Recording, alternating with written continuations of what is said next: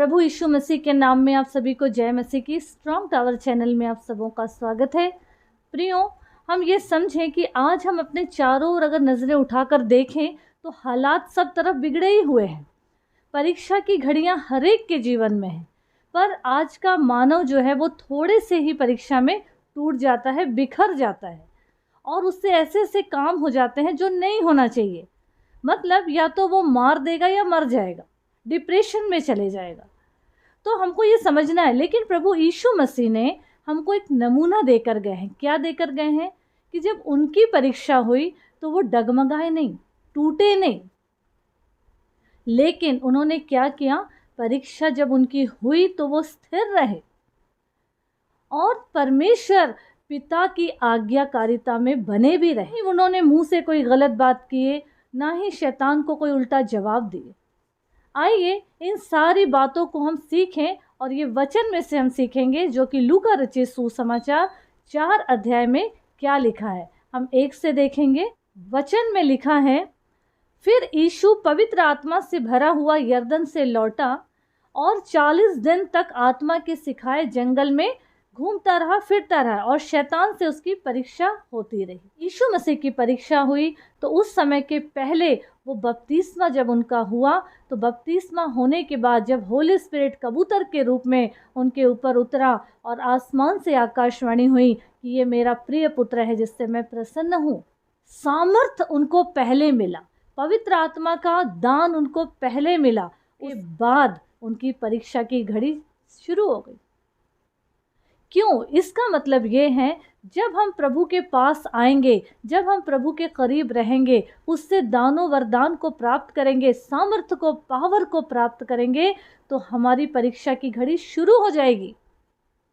वही आत्मा, वही होली स्पिरिट हमको उसी जगह लेकर जाएगा जो कि हमारे धीरज का इम्तहान होगा, परीक्षा होगा कि सच में हम वो जो चीज़ सीखे हैं, जो सामर्थ्य हमारे अंदर है, वो हमारे काम का है या लोगों के उद्धार की वजह बनेगा कि नहीं बनेगा। तो इसीलिए अगर हम वचन से देखें तो शैतान जब यीशु मसीह की परीक्षा करने लगा, कहाँ ले गया आत्मा? जंगल में ले गया।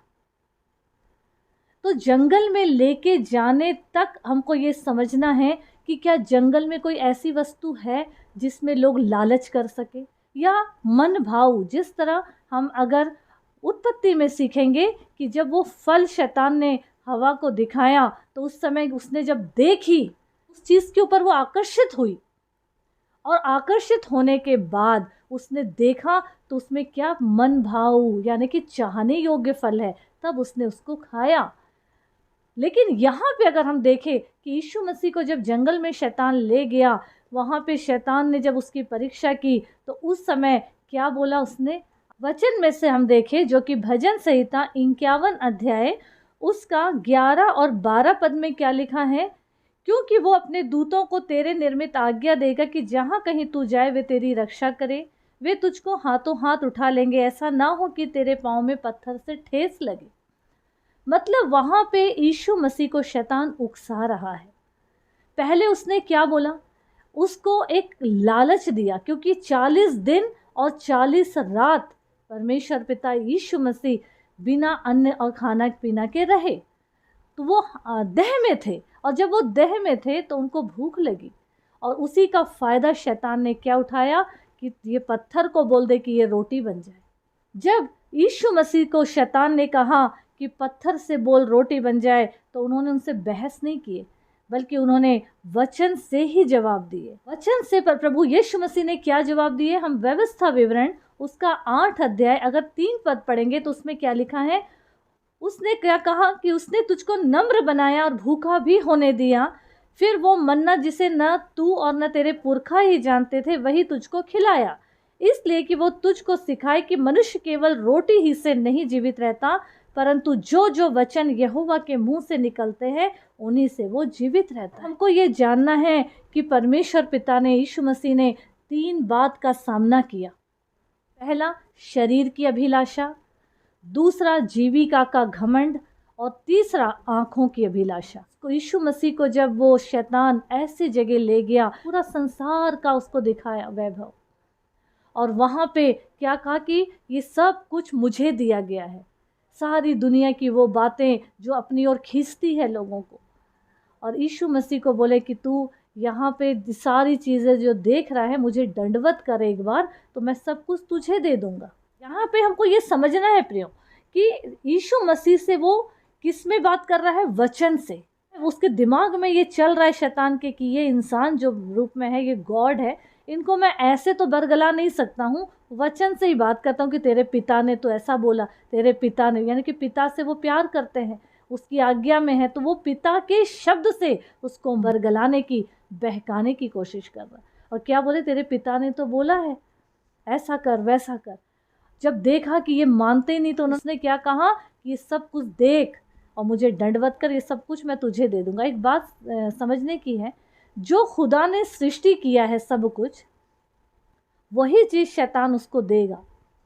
यहाँ पे धीरज प्रभु यीशु मसीह का हमको समझना है। यीशु मसीह ने क्या कहा वहाँ पे?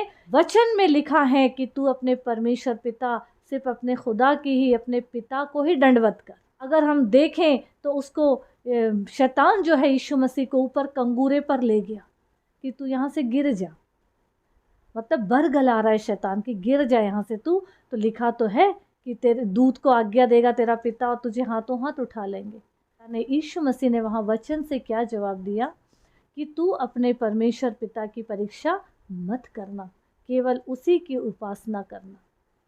तो ये हुई बात प्रभु यीशु मसीह की परीक्षा।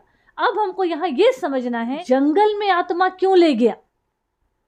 जब हम भरपूरी से पूरी वचन को, व्यवस्था को समझ जाते हैं, तो उसके बाद जब हम पढ़ाई करते हैं स्कूल की पूरे साल, उसके बाद एक समय ऐसे मुकर्रर रहता है कि इम्तिहान का समय रहता है, तो हमारे सामने ऑप्शन रहता है संसार में, या तो हम फेल होंगे या पास होंगे। तो इसी तरीके से यीशु मसीह को आत्मा जंगल में इसलिए ले गया क्योंकि वो आज्ञा में था, वो प्रभु के साथ चलता था। तो जंगल का मतलब है ये दुनिया, ये संसार। यहाँ पे जिस तरह जंगल में कांटे हैं, पत्थर है, खूंखार जानवर है, जीव है, जंतु है, उन जैसे माहौल ये संसार का भी है। यहाँ भी खूंखार लोग हैं, यहाँ भी जंगली टाइप के लोग हैं, गंदगी से भरे हुए लोग हैं। तो ऐसे माहौल में आत्मा यीशु मसीह को लेकर आया कि धीरज का परीक्षा लिया जाए, और प्रभु यीशु मसीह ऐसे माहौल में भी पास हो गए।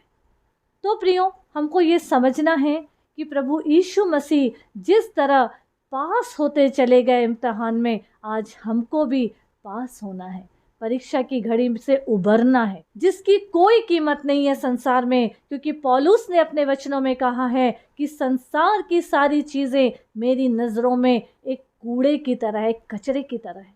क्या आज हम ये शब्द बोल सकते हैं? क्या कंफर्ट जोन से जो फंसे हुए बाहर आने ही नहीं मांग रहे हैं, सिर्फ ऐशो आराम की ज़िंदगी चाहिए क्या? तो प्रभु के साथ हमें चलना है प्रियो, तो कुछ हमको उतार चढ़ाव का सामना करना पड़ेगा। परीक्षा की घड़ी हमारे पास आएगी, हमारे जीवन में आएगी, लेकिन वचन में लिखा है कि वो परमेश्वर पिता यीशु मसीह ने जब परीक्षा की घड़ी में दुख उठाया, तो वो उसकी भी सहायता करेगा जो दुख उठाते हैं परीक्षा में। तो हमको प्रभु के साथ बने रहना है, चाहे कितना भी हालात बिगड़ जाए। अगर हम खुदा के साथ चल रहे हैं, यीशु के नाम में चल रहे हैं प्रियो, तो हमारे जीवन में कोई ऐसी बात नहीं आएगी। हर चीज़ से खुदावंद हमको उबार देंगे जिसमें हम फंस सकते हैं। संसारिक आकर्षण से बाहर निकलिए, प्रभु के संग साथ आगे बढ़िए और प्रभु की महिमा का कारण बनिए। सारी महिमा प्रभु को मिले। वचन के द्वारा प्रभु हम सबको बहुतायत की आशीष दे। आमीन आमीन।